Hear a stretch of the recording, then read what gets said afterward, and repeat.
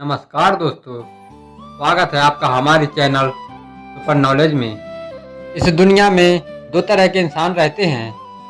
एक वह है जो यह मानते हैं भाग्य वाग्य कुछ नहीं होता है और वे कर्म की प्रधानता में ही विश्वास करते हैं। और दूसरे वे लोग होते हैं जो कहते हैं भाग्य ही सब कुछ होता है। उनका मानना होता है जो भाग्य में लिखा होगा वही होगा, हम अपने भाग्य को नहीं बदल सकते हैं। यानी उनका किस्मत पर पूरा भरोसा होता है। उनका दृढ़ विश्वास होता है जो नसीब में होगा वह चल कर आएगा, जो हमारे नसीब में नहीं होगा वह आकर भी चला जाएगा। अर्थात इंसान कर्म और भाग्य की दो धुरियों पर घूमता रहता है।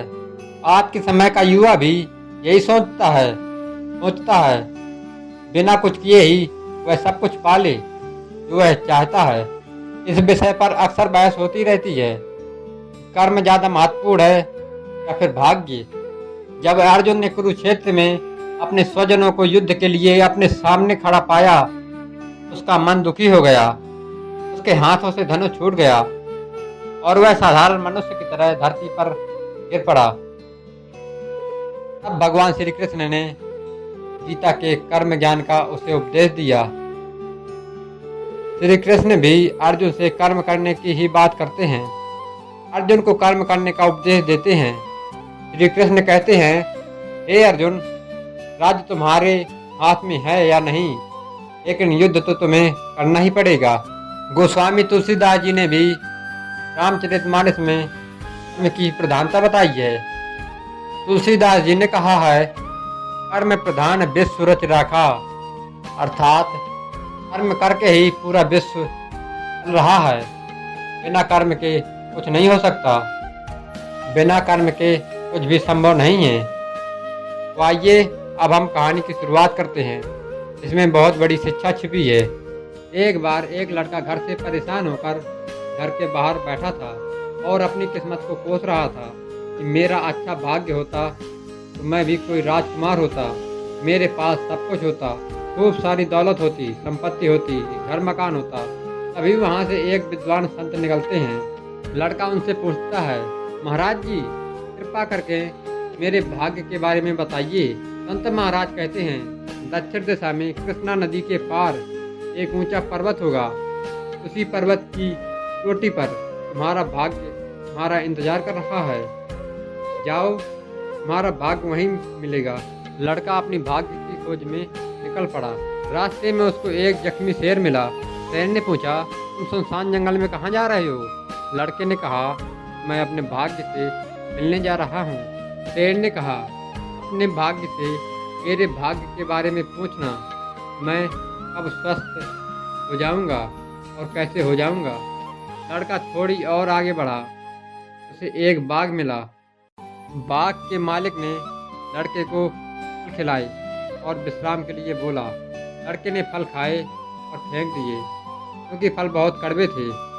बाग के माली ने पूछा, बेटा कहाँ जा रहे हो?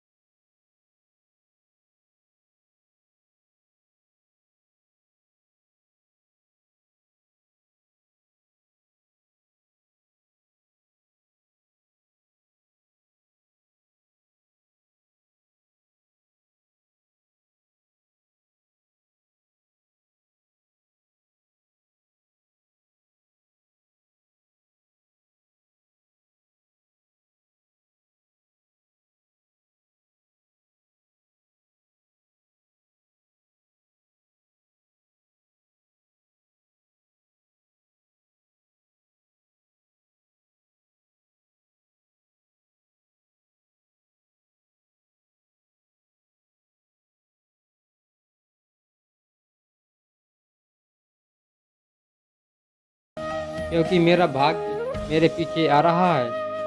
लड़के ने कहा, तुम्हारी खुशी के चक्कर में मैं अपने भाग्य को खराब नहीं करना चाहता। आगे चलकर बाग के मालिक के सवाल के जवाब में उसने कहा कि भाग्य के अनुसार बगीचे में जहाँ से पानी आता है वहीं पर सोने का खजाना है, जिसके कारण बगीचे के फल कड़वे हो रहे हैं। बगीचे के मालिक ने कहा, ठीक है, मैं खुदाई करके सोना निकाल लूँगा, जिससे मेरे बगीचे के फल मीठे हो जाएंगे। मेरी तरफ से इनाम के तौर पर सोना ले लेना। लड़के ने कहा, मुझे सोना की ज़रूरत नहीं है, मेरे पीछे मेरा भाग आ रहा है। वह उसी रास्ते से वापस आया जिसमें वह गया था। रास्ते में उसे वही जख्मी शेर मिला। शेर ने जैसे ही लड़के को देखा, उसने रास्ता रोककर पूछा, कहाँ है तुम्हारा भाग्य? लड़के ने कहा, मेरा भाग्य मेरे पीछे आ रहा है। शेर ने कहा, मेरे सवाल का जवाब लाए हो? लड़के ने कहा, हाँ, जिस दिन तुम सबसे मूर्ख व्यक्ति को खाओगे उसी दिन तुम स्वस्थ हो जाओगे, उसी दिन तुम पूरी तरह स्वस्थ हो जाओगे। शेर ने कहा, स्वस्थ होने का उपाय